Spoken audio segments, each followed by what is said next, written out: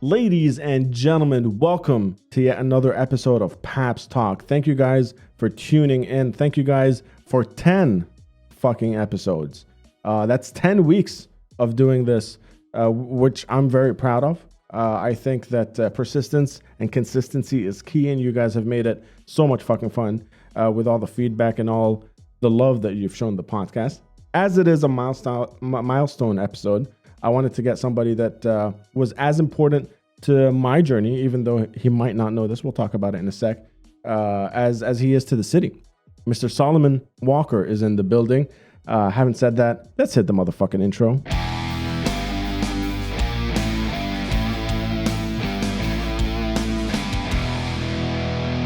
Mr. Walker, welcome to the show, my friend. Thank you for having me. That was fucking awesome, by the way. Thank you very much. Appreciate it. You know, it's tradition around here. We say that I gave the guest an intro before we hit the intro, but just to get you closer to the listener, I find it best that you introduce yourself to them. In your own words, Mr. Walker, who are you? Oh, Jesus, that's fucking what a question to start off with. I guess right now I'm a criminal defense lawyer. Looking to make a difference in the city, both with my work right now and of course with my mayoral campaign, which started a few days ago. Incredible. I can't wait to dive into that in just a little bit. But I in the intro, I said you were integral part to the journey of Papstalk.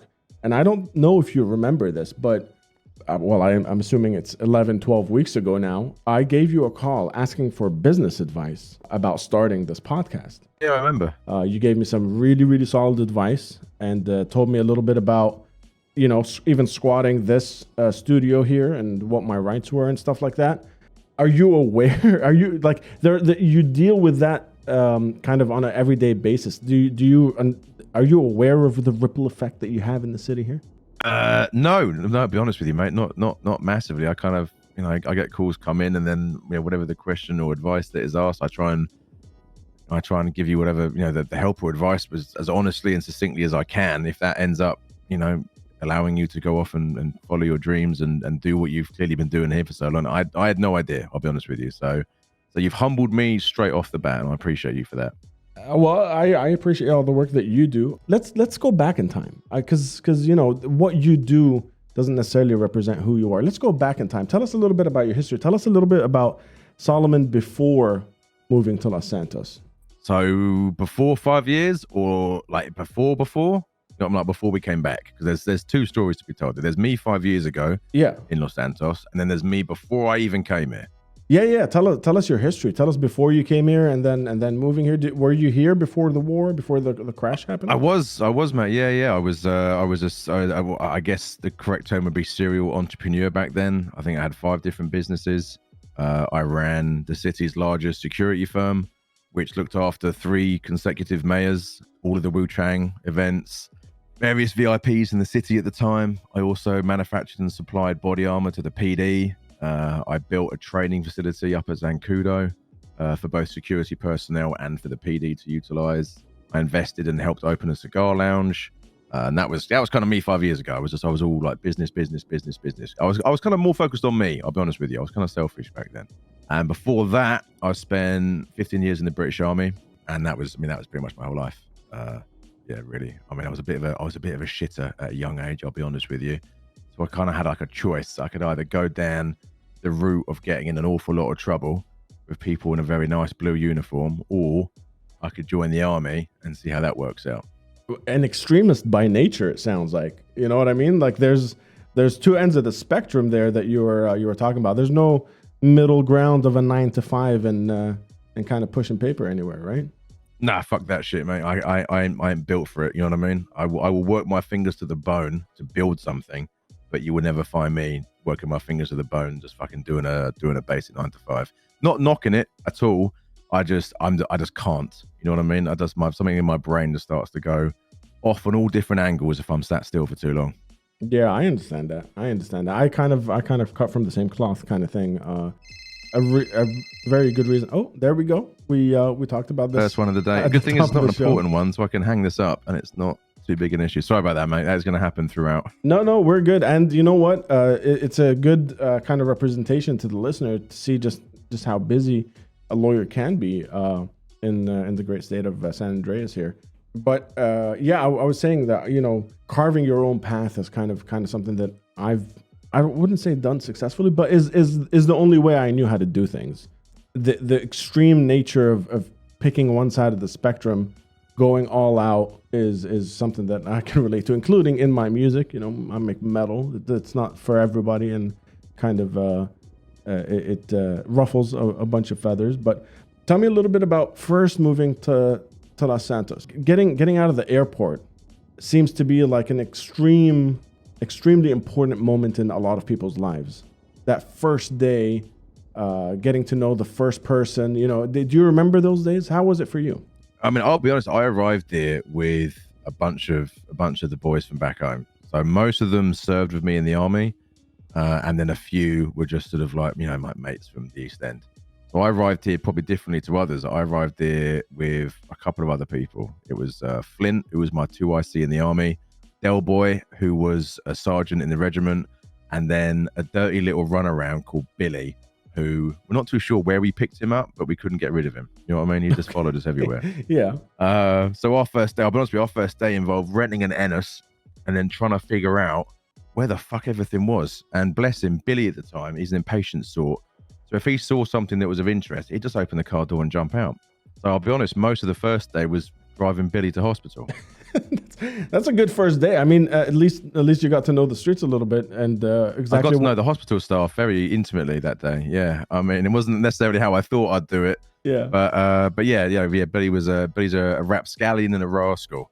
So yeah, it was either that, it was peeling him off the floor, or, you know, dealing with the fact that he just tried to chat someone up in a very, you know, typical way for a 19-year-old. So it was dealing with him being punched out by someone's boyfriend or something.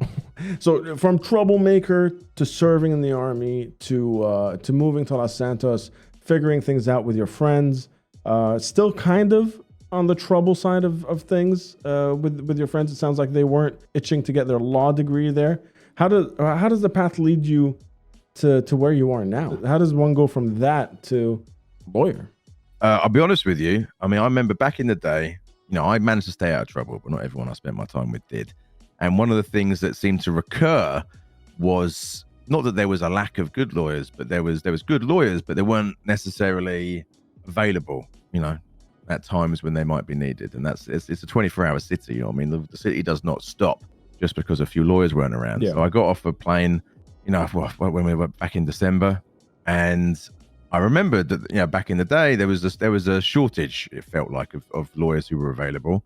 And I came back, I saw a lot of people I know were getting picked up on various charges. Sometimes it felt like those charges weren't necessarily the right charges to be pushing. So I thought, well, I can sit here and moan about it, or I can just go and get my bar license. And at the time, Rami, who's an old friend of mine from back in the day, had his bar license. So I phoned him up and said, look, do you mind if I study under you? Do you mind if I become your legal aid? And Rami, being an absolute sweetheart that he is, put his arm around me. And then that was it. He got a cell rep, he'd phone me. He had a court case, he'd phone me.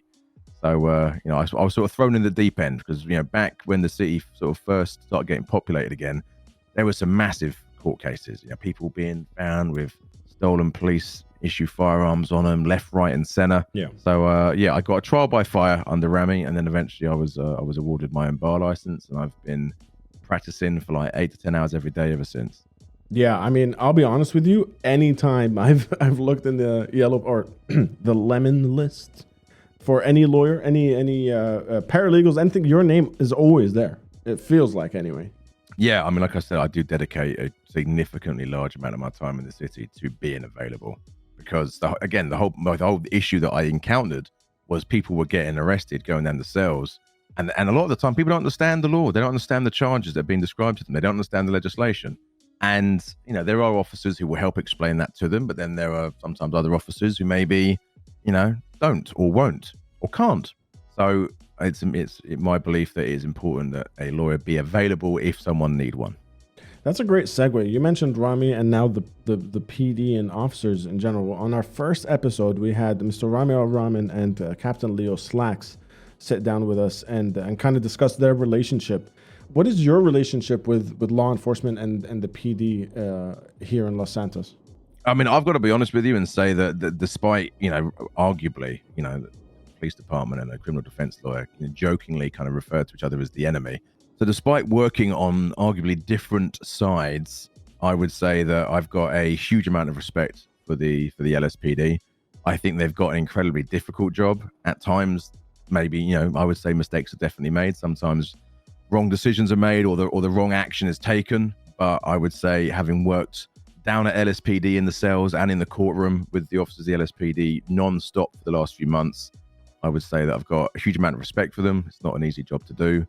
And I would say more often than not, they are always very open to negotiating and working with lawyers that go down there to represent clients. I feel the police department is somewhat put in this weird, they have a bad reputation for some reason. Every time we've ever talked to anybody on the streets asking them about the PD, I do a lot of research before the podcast. I just go out and kind of do market research or ask people about our guests. And whenever it has anything to do with the police department, there's always this kind of stigma that they're all bad apples. You know what I mean? Like, everybody thinks that they're just all power hungry bad apples. And I'm not 100% sure how they're able to, first of all, change that perspective. But it seems like the people like yourself that work with them all kind of understand that they're really just trying to do their best. I think it's one of those issues whereby, let's be honest, when people normally interact with the police, it's because something has happened. They're either a victim to something, or they're the perpetrator of something, or they're a witness, or it's wrong place, wrong time. It's very rare you will have an incident where you interact with the police and it's automatically a good atmosphere. Something normally has gone wrong for the police to turn up anywhere. And because of that, and because of the multifaceted characters that make up the LSPD, all it takes is one bad interaction, one bad arrest, one bad comment, or a feeling that you were somehow delivered an injustice. And it's very easy to see why someone might then tar an entire department with that same brush. Yeah. I would say, especially if I look at myself 5 years ago, look at myself now, difference back then, I didn't really work closely with the entire PD. I worked only with High Command, reference this supply deal that I had with Varama. Whereas now I interact with every level of the LSPD, from High Command to sergeants, seniors, officers, cadets.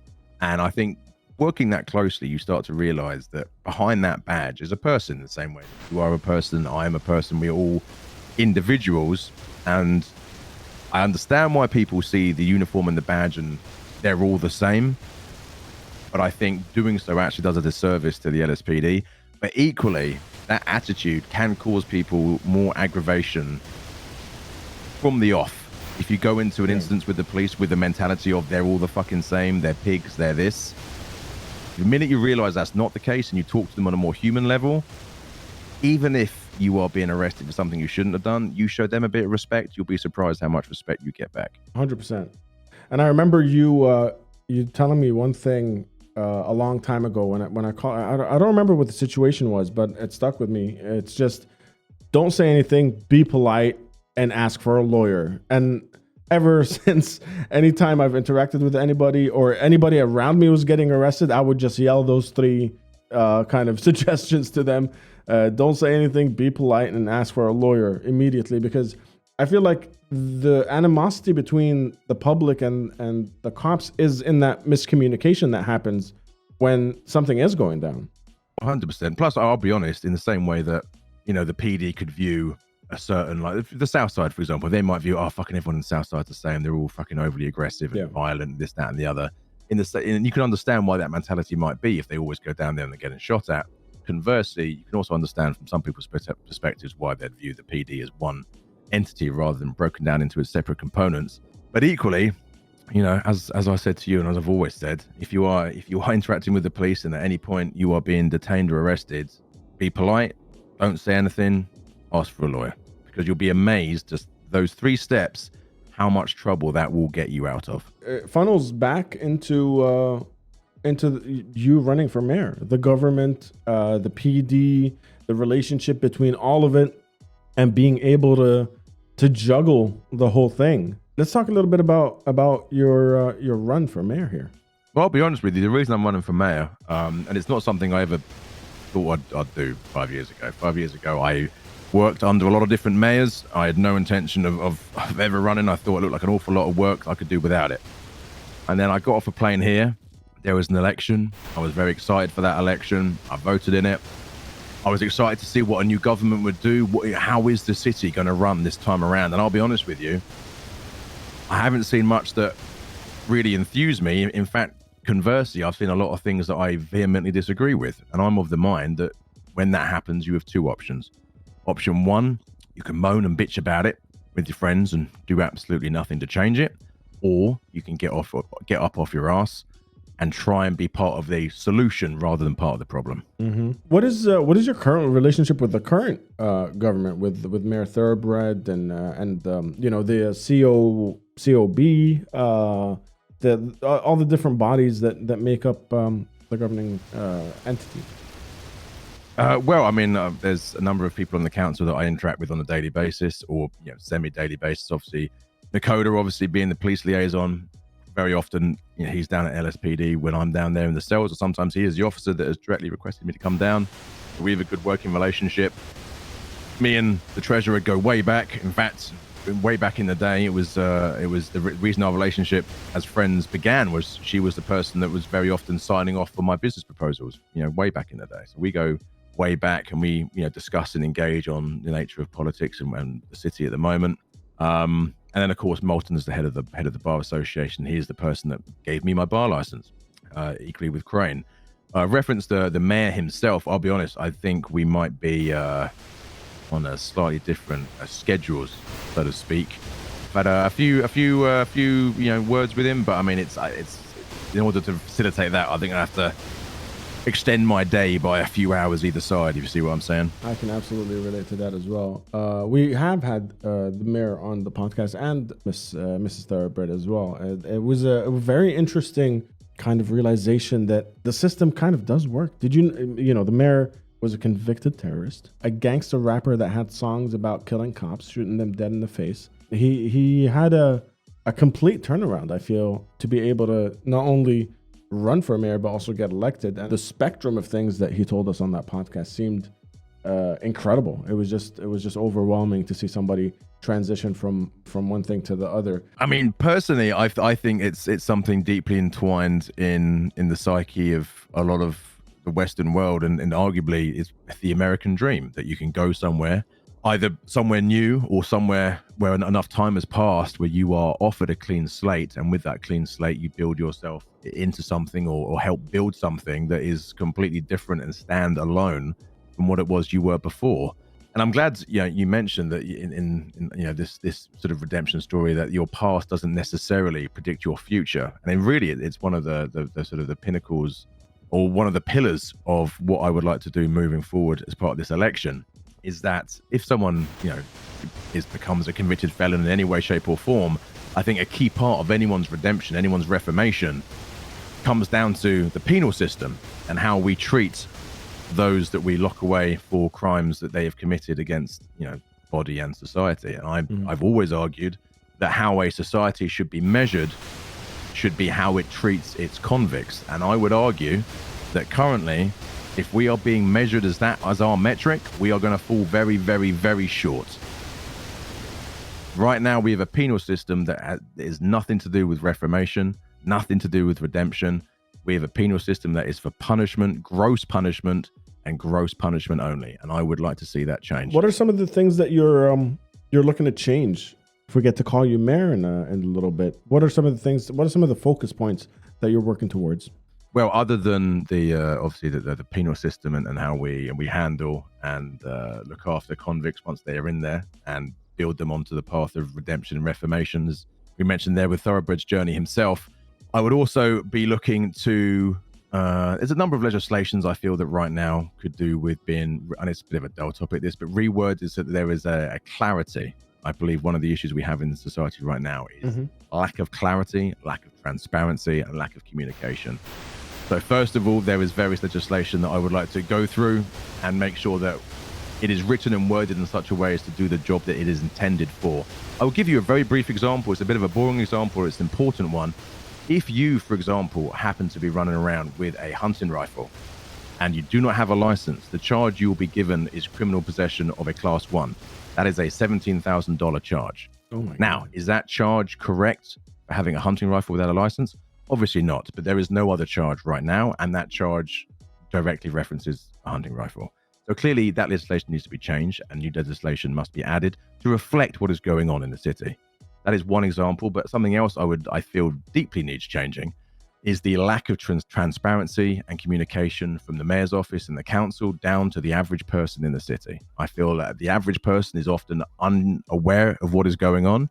And I'll be honest, there aren't really many ways they can go about changing that other than finding the mayor or a council member and directly asking them. And I would argue that that is not an optimum way of communicating to the people of a city what is going on, and more importantly, why it is going on. It's very refreshing to hear you say these points in general, especially the clarity and making sure everything's a little more clear. Autumn over there, that's standing behind the recording station, has been paralegal, has done some cell reps and stuff like that, and has had to there she is waving, has had to read a bunch of the charges and stuff like that, and has mentioned that there's a lot of stuff in there that needs to be reworded and tightened up a little bit. So just through her, I think I completely understood what was going on, and it's good to hear that that's something that you're focusing on. On the other side of the spectrum, like I said, we do a little bit of research. I went out into the streets, primarily where the Senior Buns kind of food market is, and asked a bunch of people about you and if they had any questions, if they wanted me to highlight anything. A bunch of people told me that you're really into motorcycles. I love bikes, mate. Always have. One of my first jobs when I joined the British Army and we got deployed to Afghan in Iraq was I rode an Outrider, which is essentially it was a Yamaha motocross bike, and I fell in love with it. I felt like a sense of freedom driving. When I say sense of freedom, when I wasn't being shot at, I felt a sense of freedom driving up and down the sand dunes on that thing. And the minute I arrived here and I saw that Sanchez Scout, which looks eerily like the bike I used to ride in the army, I went, I need to get my hands on one of those badly. I think that it's very easy in this city to focus on the city aspect, right? You know, the urban center of this island is unquestionably the city itself. I think that there's a lot to be said for every now and again just taking some time, going up north, enjoying the natural beauty that we have on this island, and just forgetting about whatever it is that's weighing you down in the city. And for me, that's jumping on a bike and riding around and just, leaving my troubles behind me for maybe an hour or two. Awesome. I'm a shit driver. Driver, anything with an engine, I completely destroy it. And that's why I have a big Landstalker where I can drive it like a boat. But I can imagine the sense of freedom you're talking about on a motorcycle, driving up to Sandy, driving up to Grapeseed or Paleto, and just letting everything just driving up, go. Going up the mountains, mate. I mean, that's where you want to go. You don't want to do it on a road. You want to go off road. You know what I mean? Help forget about. Sometimes I think escapism is an important aspect. I think people often will work themselves to the bone and then burn out, and then suddenly, why have I burnt out? Well, there's a lot to be said sometimes with just a walk through the fucking woods sometimes. And for me, it's a walk on the woods after I've ragged around on a bike for a bit. I will say this though, speaking of driving, I might be good on a bike, but there's a reason I drive a Manana. It's massive. It's a boat, and it can't even go fast. So that keeps me out of fucking trouble. We have that in common. We have that part in common for sure. I'm actually surprised to say this, but we might need a part 2, Mr. Walker. We're hitting time already, and I always know it's a good episode when I have to wait for the alarm to ring, because I didn't even realize we hit time. Oh, already? Oh, damn. Well, I mean, that's normally a good sign. It's when you're 5 minutes in and there's dead silence, you think, I might have made a mistake. Absolutely. I'd like to wind down with this question here. Now that we kind of got a little bit of your history, and like I said, I feel like we barely scratched the surface. I feel like we need a part 2 at some point, but maybe when you're mayor, we can do another one. I'm down for a part 2. No worries, mayor or not. Now that we kind of got a little bit of your history, we got your timeline, we kind of understand the things that motivate you. I always like to ask this question, Mr. Walker, if you had a time machine and you were able to go back in time to young Solomon at that crossroads of, do I go down the troublemaker? Do I hit the army? Where am I going? And you were to give young Solomon one piece of advice, what would you say to yourself? I would say to him the same thing I would say to anyone: regret nothing. Regret nothing. No, life is too short for regrets. You made a decision, you live with it. You can't change it. Why concern yourself or worry yourself with what potentially might be a regret? Hang on, let me hang this up for you real quick. I think that one of the issues is people too often look back at a moment in their life where they made a decision and they overthink and they depress themselves on the what ifs. At the end of the day, you made a choice that day, right or wrong. You've got to move ahead with it now.